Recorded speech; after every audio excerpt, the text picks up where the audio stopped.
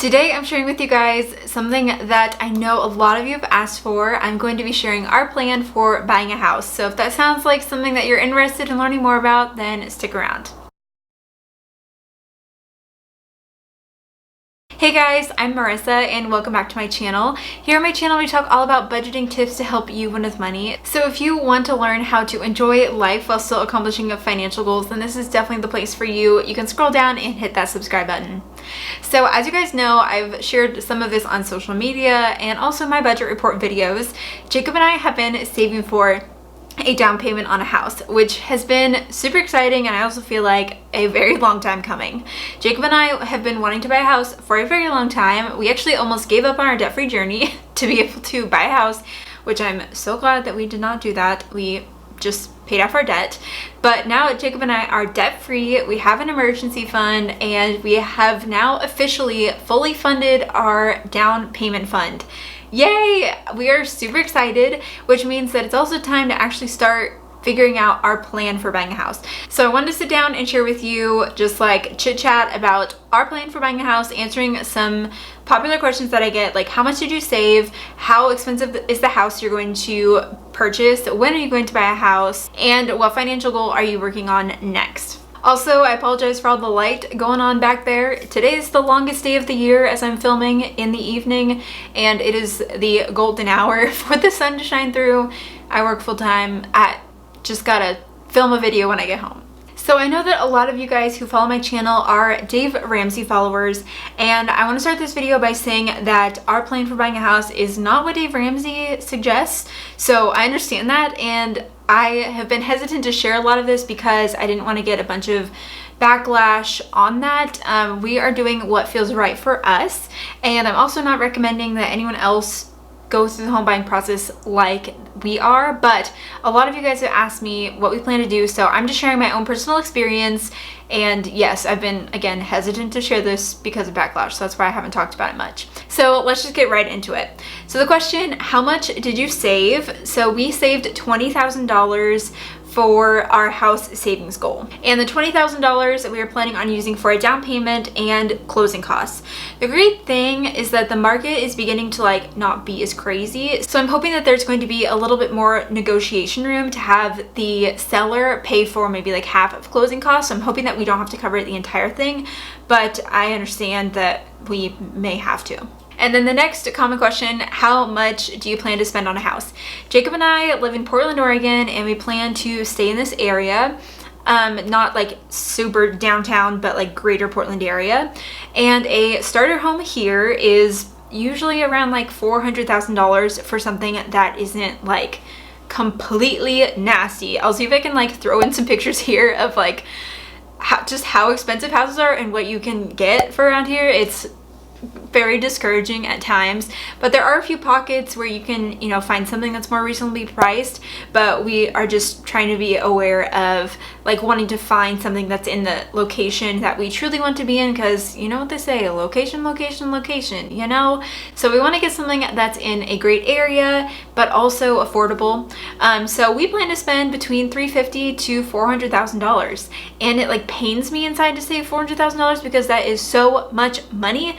But right now it's just kind of like that is what it is to get a house in the area. Another question I get is, what loan type are you going to do? So I know Dave Ramsey says to do a 15-year fixed rate mortgage, no more than 25% of your take-home pay.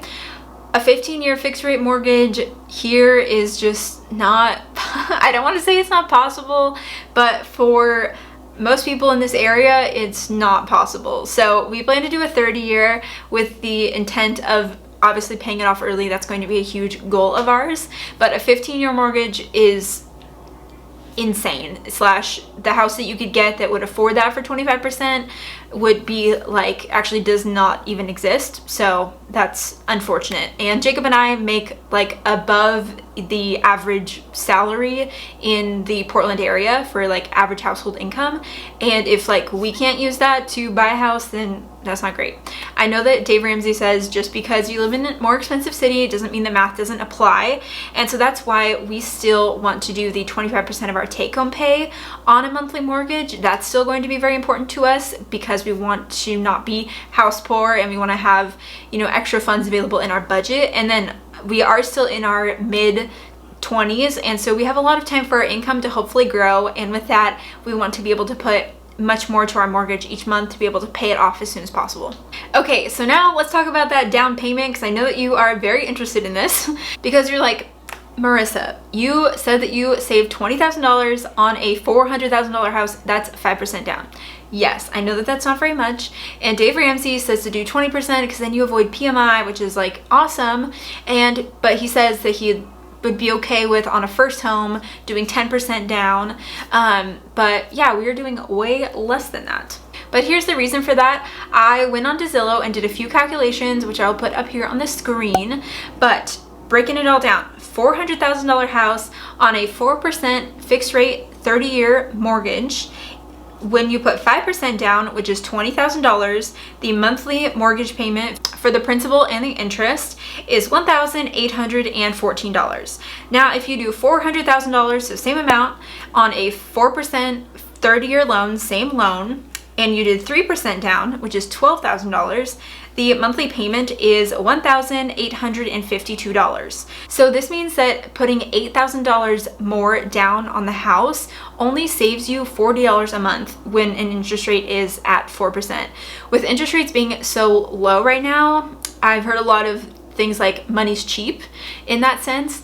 So that is the reason why we don't plan to put a whole lot down. I would honestly be fine with putting 3% down on a conventional loan. To be able to do $12,000 down, I would rather be able to keep $8,000 more as like an emergency fund buffer rather than save $40 a month. Like, that's not that much in the grand scheme of things. You also may be saying, Marissa, why aren't you just patiently saving for that, you know, 20% down, that $80,000? And I totally get that. But for us, that would be a few more years of saving, which I know that that's what a lot of people do to be able to get into a home.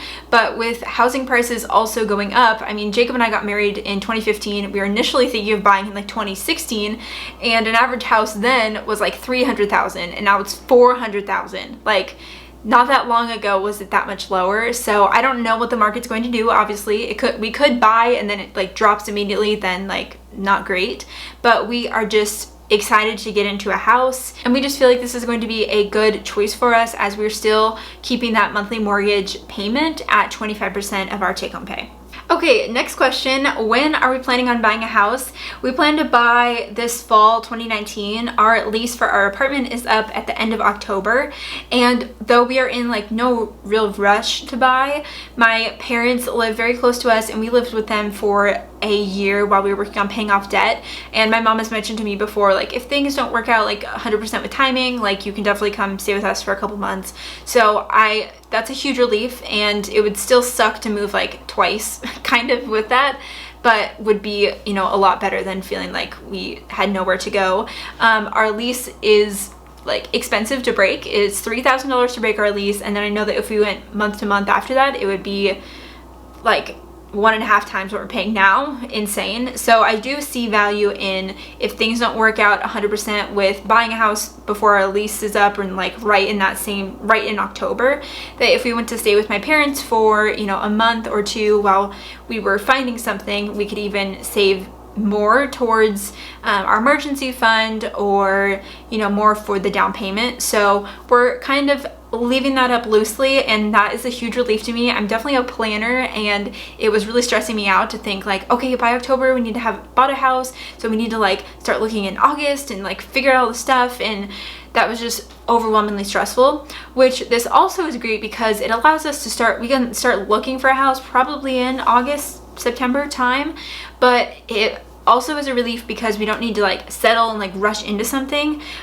We can have the time to kind of wait for something good to come up on the market, hopefully, that will fit within our price and maybe like where we want to be. So we have, I think, more time to be a little bit more picky.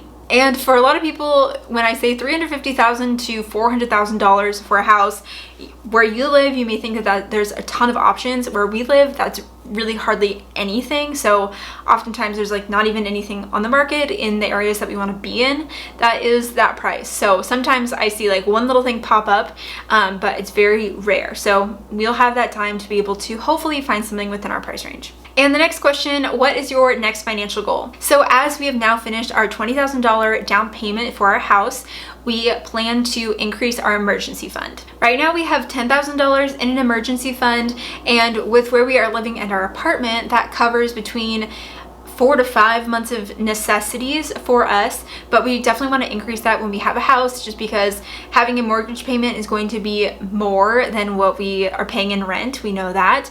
And also having a house is just more expensive and things can break and just those sorts of things. So we want to be able to increase our emergency fund. Ideally, I've kind of like made out a mock budget, of course, for when we are living in a house and how much all of those expenses I anticipate being. And I've looked at that and seen that 6 months of necessities for living in a house for us would be close to $22,000. And so that is really what I'm setting our emergency fund goal to. So now that we do have that savings goal done for the house, we want to start putting more money toward our emergency fund, which if you guys saw in my July budget with me video, which I will leave a link to up above if you didn't check it out, that is what we are working on for this month of July. And our house savings is still just sitting there because we haven't done anything. We don't have a realtor. I are still in the very beginning stages of this process, so we are just now starting to put more toward the emergency fund savings, and hopefully we'll have that completed before we move into a house, or if not, very shortly after we move in. So yes, we are done saving for our down payment for our house, and we are in the very early stages of actually getting everything together. I've talked to a few companies about loan rates and what I can expect, and kind of have budgeted those out with the price range that we are looking to spend. So that's been encouraging. We do not have a realtor yet, so that's next on our list. And then we'll start getting all of that pre-approval done and begin looking at houses. And I will be taking you guys along on that journey with us as we're figuring that out. But if you enjoyed this video, go ahead and give it a thumbs up. And also don't forget to subscribe to my channel if you are new, so you won't miss out on any more videos that I have, whether that's with budgeting or even following our house buying journey. And do I dare even leave me a comment down below. Let me know what you think on buying a house. Are you a 15-year or a 30-year mortgage, or what's your stance on all of that? What do you think? And I will look forward to seeing you guys in my next video. Bye guys.